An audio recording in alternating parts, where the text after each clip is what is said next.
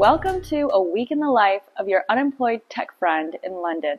For those who don't know me, my name is Yuki. I make videos about gaining new skills, finding your own path in life, and traveling. I'm making this video to answer the question, what do you do with your time without a job? It's actually really easy to keep busy in London. There's always some kind of event going on, whether it's cultural, networking, or social. This week, I'm showcasing London Tech Week, going to different art galleries, and networking events. And at the end of the video, I'll share my top tip for keeping up your mental health while unemployed. Okay, plan for today. I'm heading to London Tech Week. It's something I signed up for, got the general ticket, which is for free. Found out about it through a friend of mine, also in tech industry. Usually, I don't find networking events that useful if you're not actually looking for something very specific. I'm in a very exploratory mode right now, but I figured I'd go check it out. Never been, might be good to know what happens at these events. This will be my first big conference in London that I'm attending, and we'll see.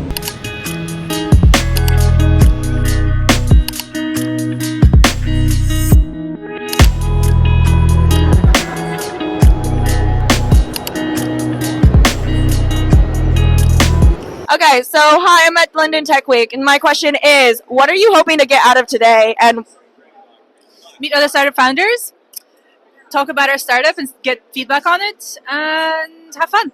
Okay, do you want to talk about who you are and what your startup is? Sure, so I'm Ilona, and this is my co-founder, Hervé, and we are the founders of Kibento. It's a home swapping platform for families with kids. Very cool, and because this is set up like this, let's see how this day goes. Okay. All right, so what are you hoping to get out of London Tech Week? I hope that there's something new that I can learn from, and there are connections that I can make at these events. I'm always very excited to meet other like-minded individuals who are very passionate about tech, about innovation, and how innovations can help make the society a better place together. I run Cine. It's a career coaching platform to help minorities in the UK and in the rest of the world who need some help on their careers. Oftentimes I find out that we really motivate and encourage people, young people, to go down a path that maybe their parents have no experience in and they need some guidance on. I really found out about being a product manager at Goldman Sachs through people I met during my summer internship there. And when I showed up to my interview for my summer internship, I brought a portfolio of designs and products that I had built in college. And I don't know if people do this as often, and they should. Show up to your interview with a portfolio of things you've done already. It makes you completely in control of what you guys talk about, and it shows off your skills right away. So that's my biggest recommendation. It's almost in the afternoon. I've gone for a couple talks. Most of the talks behind me are just happening, which I imagine must be super distracting for the speakers, but it's great for me as an attendee because I don't have to go into a room for a talk. I can just chat with whoever I've met, peruse the talks as I pass by them, and then go on with my day. So that's one thing that I've been enjoying. The second is I've come here, I've met a couple people, but here's my advice about going to these kind of networking events. Most of your next opportunity is going to come from a weak tie, which is somebody who you know all right, but not too well. So sometimes that'll be, here's a fact. I'm going to put up a fact about weak ties. Like usually you have a couple mutuals in common. So my recommendation is when you come to this conference, reach out to the people you know and try to meet up with them here. And yes, it's a good time to meet new people, but it's best to meet new people through someone you already know. And that should take up some of the pressure for trying to meet as many people as you can at this conference. After I left the conference, I started walking east and passed by Leighton House, which isn't too far from Holland Park. It's been on my list for a while, but I was never in the area, so now I get the chance to check out this pretty Arab room.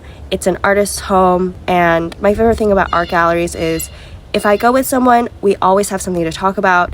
Even if I go alone, I still enjoy it. I have this sense of discovery, and I just enjoy looking at new things. In the evenings, you can usually find me at the ice rink. Today, I'm working on Salcho's, which is a single jump. And now I'm going for my teapot, which bending down, lift one leg up, and then my friend coming right behind me with a proper teapot, wrecked.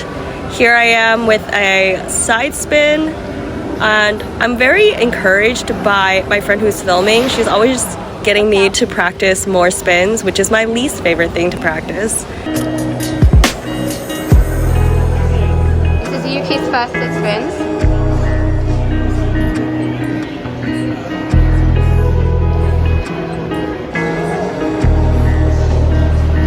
In the morning, I went to a networking breakfast with a fireside chat hosted by Forrest, which showcases Scottish startups. The main takeaway was this founder who started building her product to solve a problem of her own before she started doing customer interviews, which is a good takeaway. If you just want to start building, it's okay to solve your own problem without doing a bunch of research beforehand. And then afterwards, I went to check out Somerset House, which was around the corner. They usually have 1 or 2 free galleries in the area, plus it's just very pretty. So I went to this showcase of a Scottish fashion designer, a very Scotland-themed day today.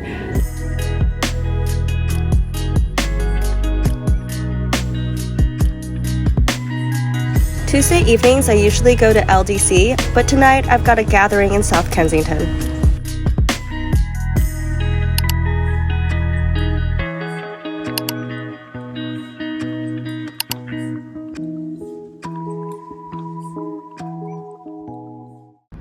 Something pretty silly I did was write down stealth startup on my sign up when I registered, which is pretty silly because if I was actually trying to be stealthy, I would just write startup and not say it's in stealth.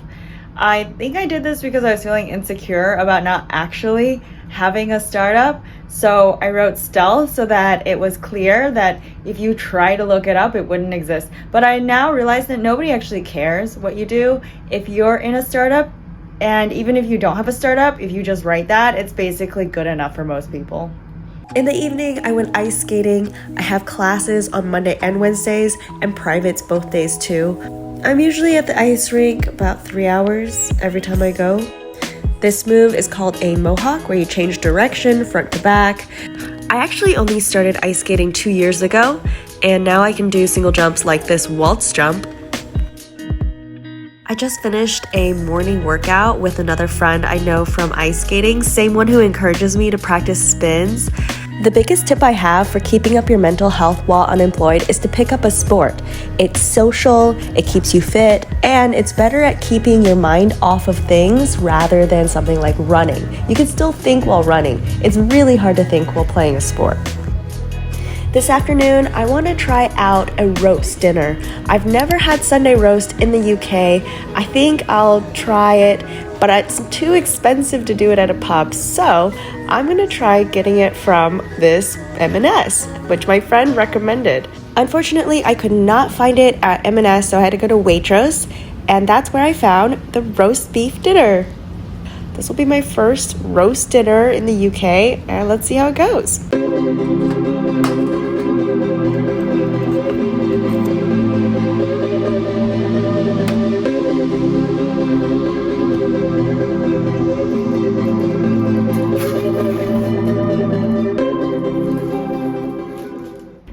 A very sad shot of me eating by myself a microwavable meal. I didn't think about that before I started recording it. Oh well. This is pretty accurate of my life, but I am about to go to a pub after this and then host a alumni pub night, so I will be around people very soon. I just wanted to eat something quick before I went because I usually don't like eating at pubs, especially not at networking type things, because then I want to focus on chatting rather than eating. But it looks alright. I don't know what this is. I don't know if I'm supposed to put something inside of this either. I put a potato inside. Anyway.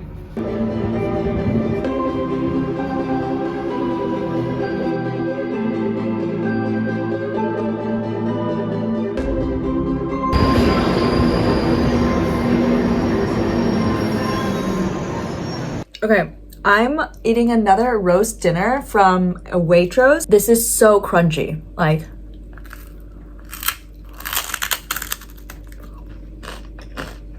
I hope you heard that because that was super crunchy. This is so hard. I just microwaved it.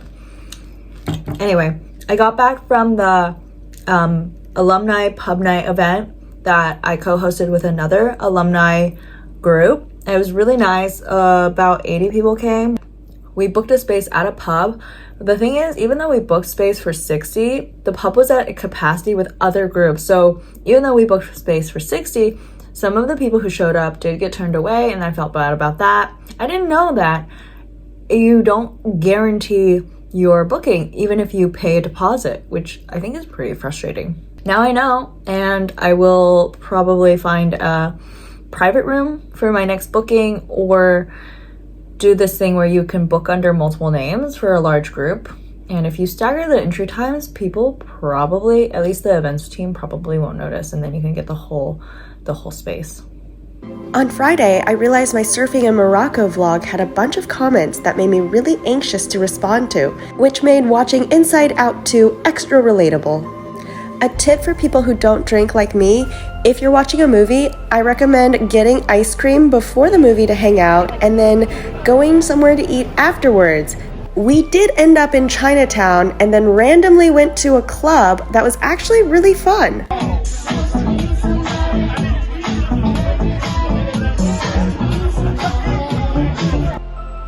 So thanks for watching. In conclusion, get a sport, stack your calendar, and keep yourself busy. If you don't have a job,